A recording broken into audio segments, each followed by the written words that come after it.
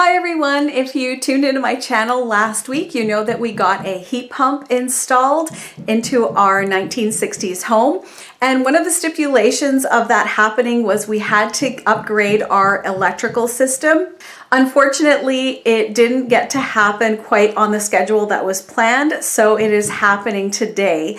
And they are turning off the power for pretty much the entire day. So this is a really great dry run for us just to see how we do without power. So the good news is that it's only for a day, so we don't really need to worry about water or anything like that. But what we will be focusing on, of course, is a way to keep warm because it is January right now, and a way to cook our food and lighting. So let's see how we do today.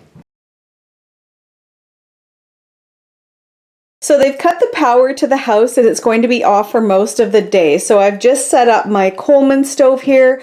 I have an oil lamp going because it's still early in the morning. And this is a power bank that I charged up last night just to keep our cell phones and our iPads charged up. So now we have our cooking situation all set up and we can go ahead and make some breakfast.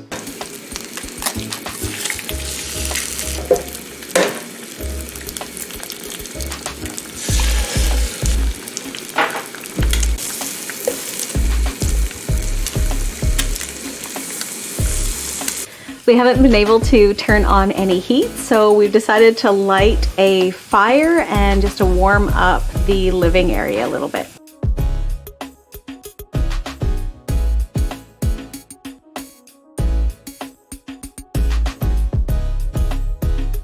You can do that. I can do that for sure.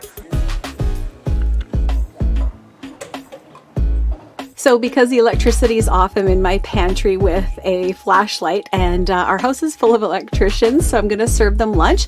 I have some meat sauce in the fridge and I'm going to turn it into a chili. So I'm going to add this can of Bush's Homestyle beans. I have a can of Stags that I'm going to add, and also a can of black beans, and turn it into a yummy chili. I'm going to get my stove going, so I'm just going to crack the window a little bit for some airflow.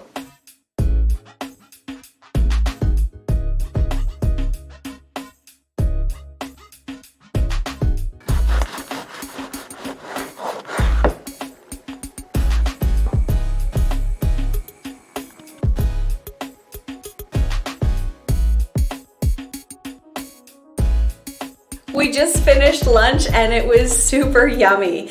And I'm just standing next to a window here because of course I don't have access to my ring light and I need to make the most of the natural light that's available. Now I do have a little bit of leftover chili that I would need to refrigerate, and obviously our power is going to be back on probably before late tonight, but if it weren't, what I would do is put those leftovers in a cooler and put it in a safe place on my back deck away from critters, and to make sure that the lid couldn't be popped off, because the outside temperature is cold enough that it would be enough to refrigerate any food that I would need to be kept cold. So that would be a backup option for me if that were the case. I'm just trying to get some inspiration for dinner tonight, and I found this book on my shelf that I haven't read in a while, and it's called The Backyard Fire Cookbook.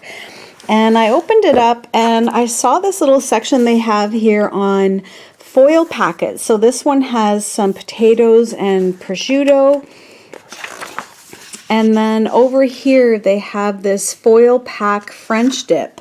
And this is what it looks like. So I think we're going to head out to the grocery store and pick up some things that we need to make this, and I think it's going to be so good cooked over the fire. So I thought I would take advantage of the daylight and take a walk in the forest, and I have to say that I've really appreciated the chance to do this and see what it would be like for us to experience a period of time without any power. I've lived in the neighborhood that I've lived in for most of my life, and we've never actually been without power for more than 2 to 3 hours at a time. And it only ever happens once every few years. I guess the grid that we have here is really quite strong. And that's good, but I know that people that live on the outskirts of our town tend to have more issues. And certainly if you live in like a hurricane zone or anything like that, you're going to be way more prepared than, say, someone like me would need to be. But I do feel it's really good to have opportunities like this and use them as a dry run to see if there's any gaps in things that you want to be prepared for and how you would deal with them. So far it's been pretty comfortable for us.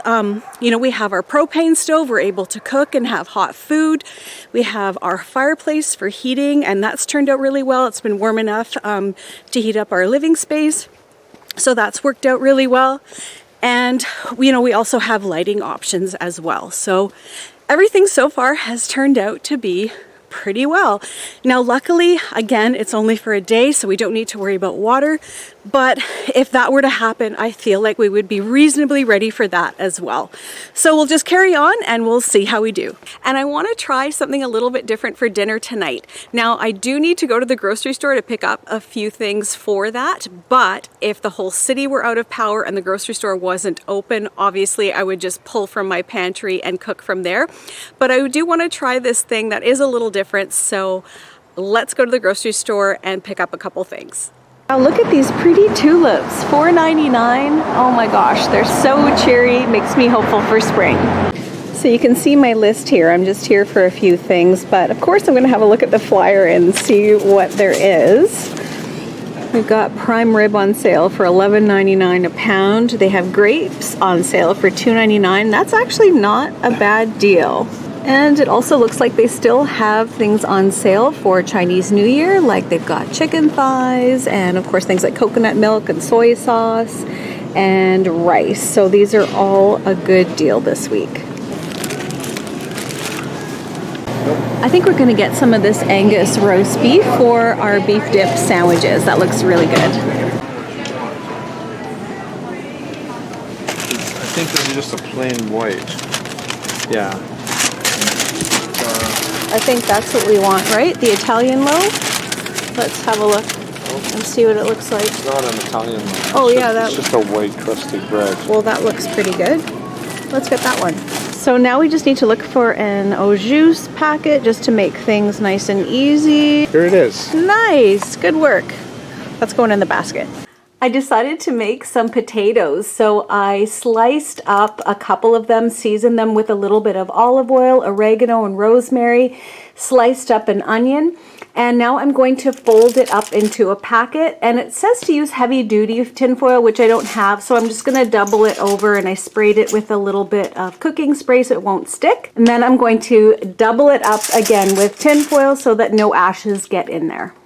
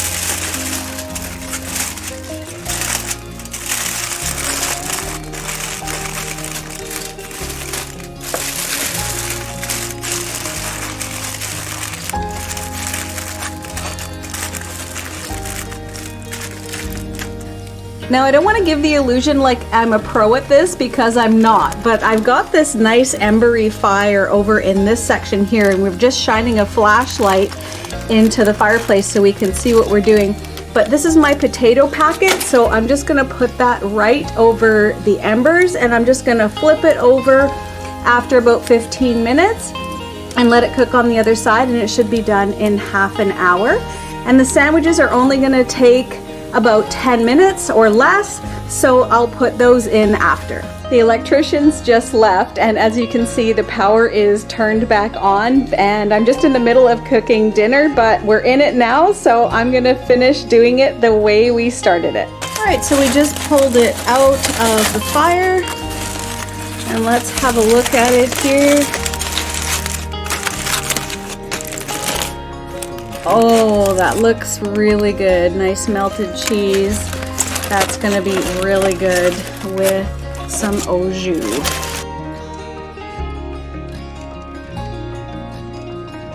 And here's how our potatoes turned out. These cooked for about a half an hour, and I flipped them halfway through, but they're nice and soft and tender. These are absolutely delicious. I'm really happy how these turned out.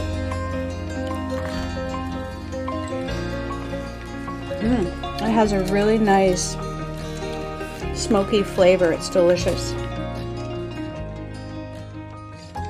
So overall, I was pretty happy with how everything went. It went pretty smooth. Now, I'm glad I didn't have to deal with anything like laundry, but if I did, I guess I would set up a Rubbermaid tub outside, fill it with water, and maybe use a new toilet plunger to plunge my clothing and wash it that way. I certainly do have a new appreciation for my modern conveniences, but everything that we did today was pretty low tech. I didn't need to use any fancy generators or anything like that, which is good. And I think with a little bit of planning, we could make this work for a longer period of time. So like I said, we've never had to go without power for more than a couple of hours at a time, but it was nice to have this opportunity just to see how it would work. So that being said, take care everyone, stay well, and we'll catch you in the next one.